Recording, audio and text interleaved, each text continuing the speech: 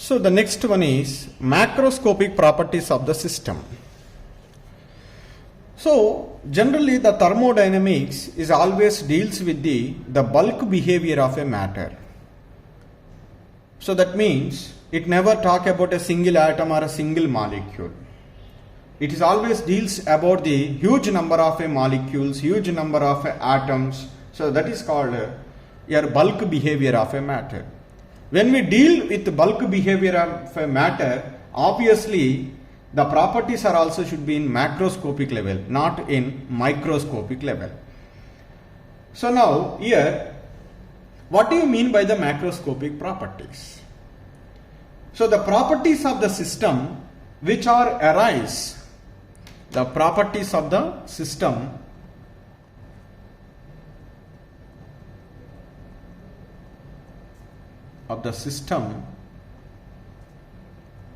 which arise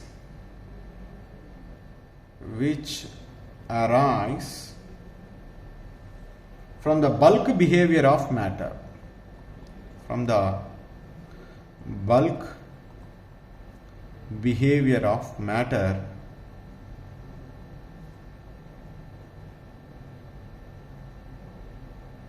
are called macroscopic properties.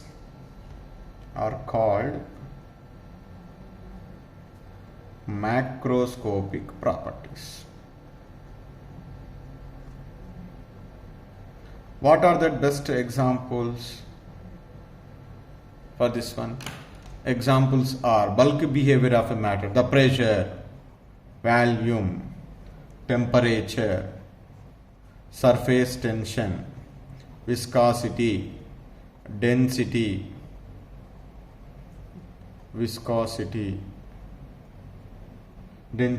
etc. All are the examples of macroscopic properties of the system. These macroscopic properties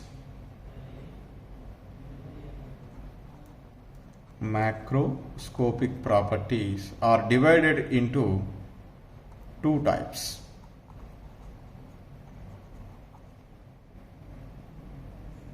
One is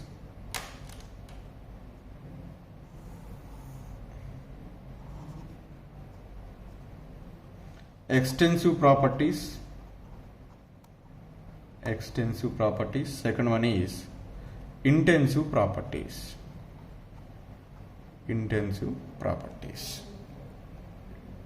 Extensive properties and intensive properties. What do you mean by the extensive properties? Simply the properties of the system whose value depends upon the properties of the system whose value depends upon the amount or size of the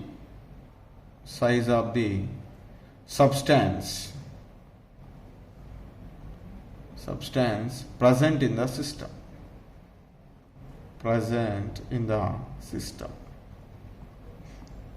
That properties are called extensive properties. The properties of the system whose values depends upon the amount or size of the substance present in the system are called extensive properties. What are the best examples for this one? Examples are mass, it depends upon amount of a substance. Volume, surface area is also depends upon the size or the amount of a substance. Enthalpy, all the thermodynamic functions, enthalpy, entropy, free energy, these are the terms are used in thermodynamics. Internal energy,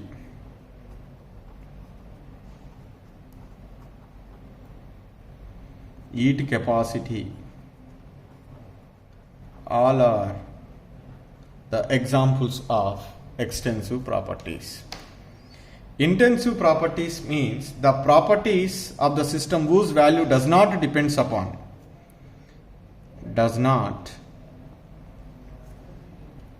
upon the amount or size of the substance present in the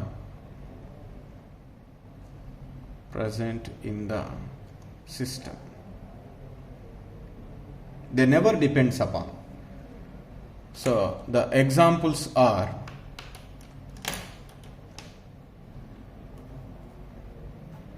temperature, pressure, viscosity, surface tension,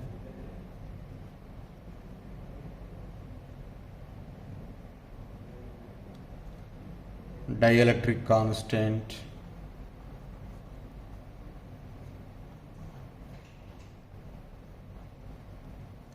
specific heat capacity,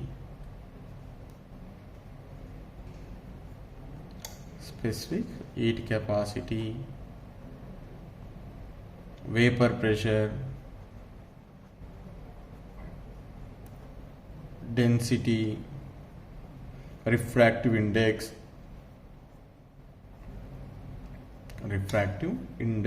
etc. are the examples of extensive and intensive properties. So to understand this extensive and intensive property, I would like to give an example. Let us take a beaker. In that, a hot solution is taken. Or let us take a cup of tea. So that cup of tea is very hot, whose temperature is T, and the volume of this cup of tea is V. Initially the volume is V and temperature is T. This is make it as two portions. Exactly make it as half. Exactly make it as half. Make the partition. As volume is half. Then what is this is? It is half V by 2 and it is V by 2. What is the temperature in the first portion? Again the temperature is T. Here also temperature is T. So here the temperature will be remain same. Even it make it as a portion. This shows that the temperature is never depends upon how much amount of a substance present in that one. But whereas the volume is depends upon how much amount of a substance present in it. That's why the volume is an extensive property, temperature is an intensive property. So that's why extensive properties means the properties of the system whose value depends upon the amount or size of the substance present in that system is called extensive property. The properties of the system whose values does not depends upon the amount or size of the substance present in the system are called intensive properties. So the next term is state of a system. State of a system means the condition of existence of a system when its macroscopic properties have a fixed value, that is called state of a system. What is the exact condition now at this moment of this particular system is called state of a system. That means state of a system means condition of existence of the system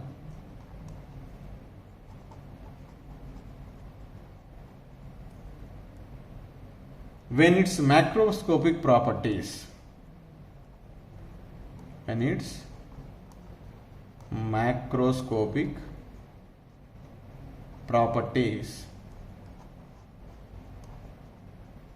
have fixed values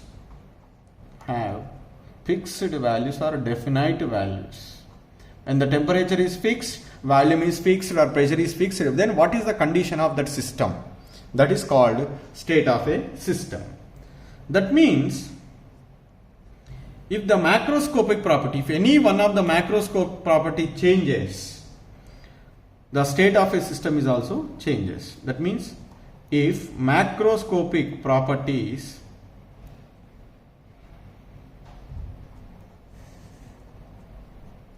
changes, state of a system is also changes. State of system is also changes.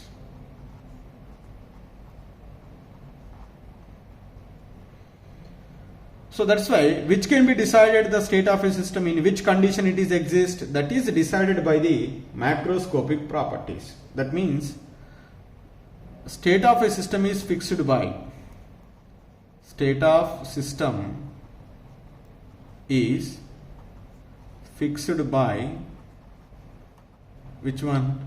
Macroscopic properties. Macroscopic properties. What are the macroscopic properties? Pressure, temperature, volumes, okay, so which are arises, so the because of the bulk behavior of a matter, all are called macroscopic properties that can be decided in the state of a system. The next one is state variables. State variables. What do you mean by the state variables? So, to describe the state of a system, some measurable properties are required. They are called state variables. So that means measurable properties. The measurable properties which are required to describe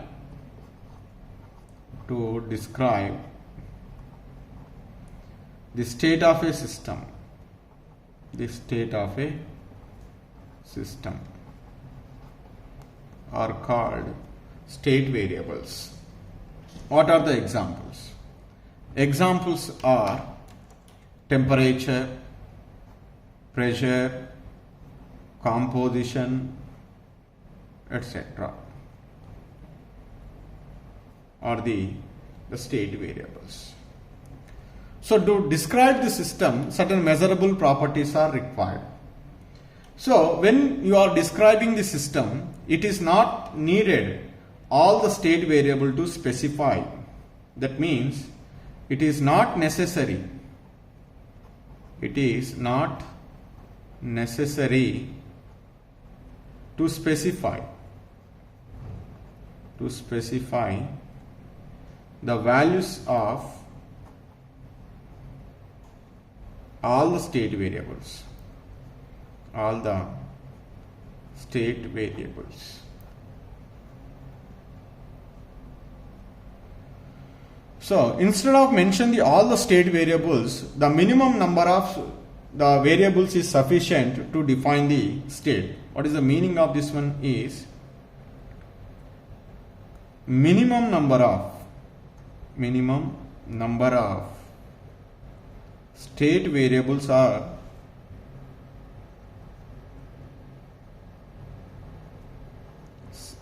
sufficient to describe the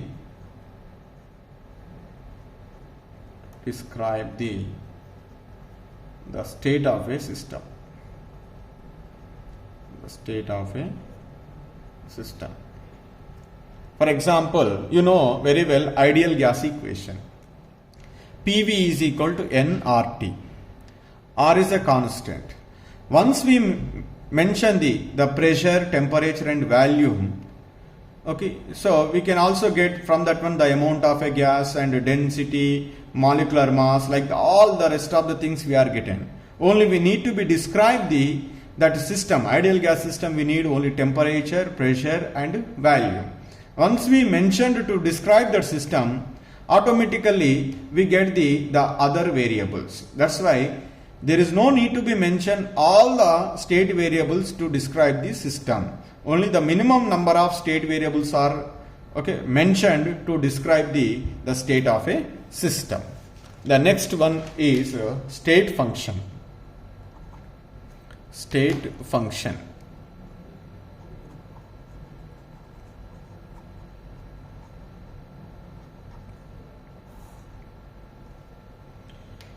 So the state function means it is a thermodynamic property. It is a thermodynamic property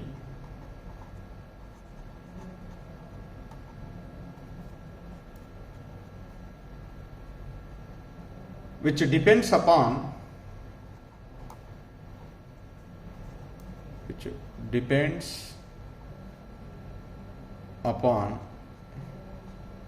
only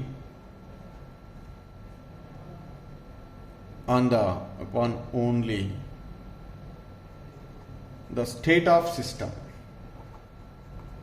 State of system and is independent of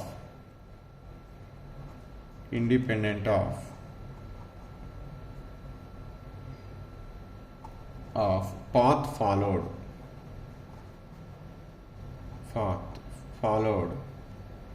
or the procedure is chosen to bring about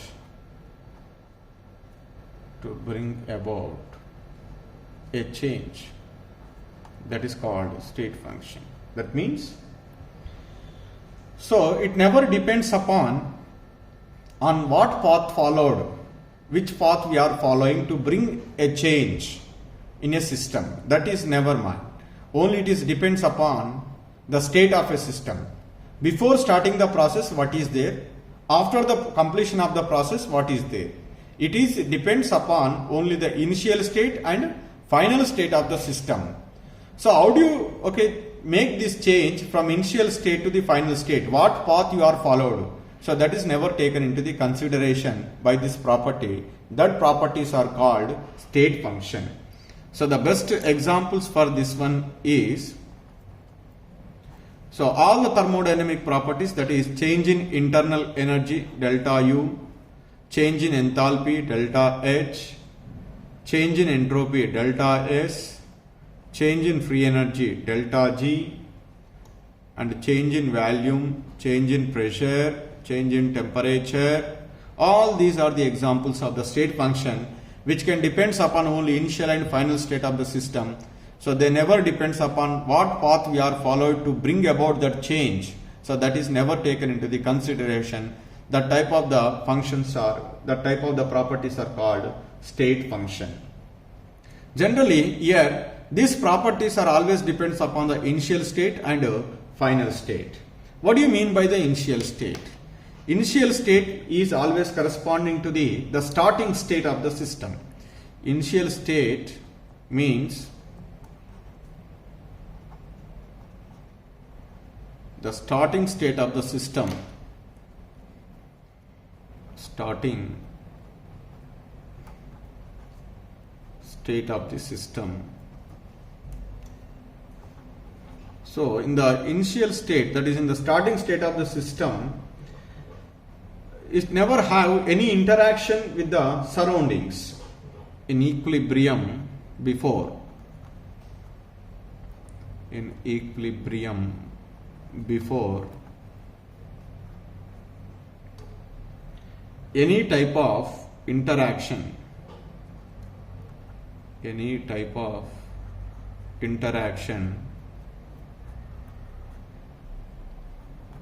with the surroundings,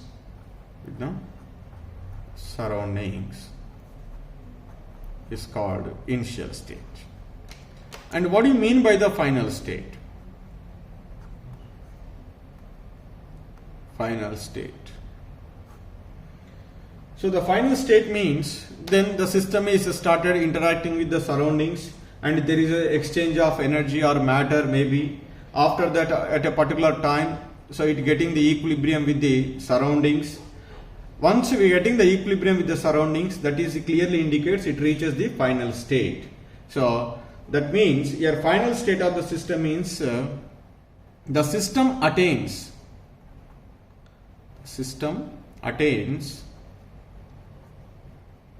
equilibrium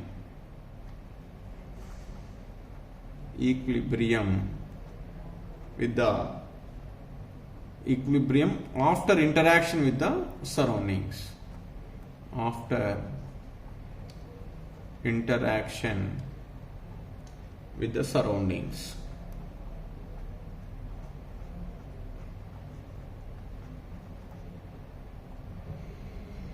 So the state function anything is give the difference between the initial state and final state. So state function is equal to simply difference between